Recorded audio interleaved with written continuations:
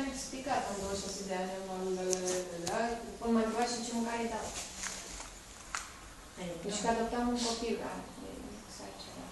și după aia răspunsul când? S-a întâmplat să fie adoptate, să le lasă să le abandoneze sau să le dea înapoi și de-aia ei sunt foarte striți cu... Cred.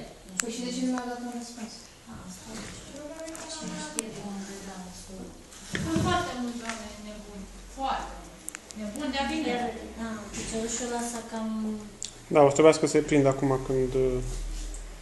Adică e dat mai spre rotiță foarte mult. Nu, o să-i prind buzunarele. Te prind? Iați, uite cum vin toți. Ce vrei, Ciuciu? Ce vrei? Ciuciu, ce vrei? Ce vrei? Că eu și cu câinii și pisicile. Eu cred că o să ajung ca Brigitte Bardot singură și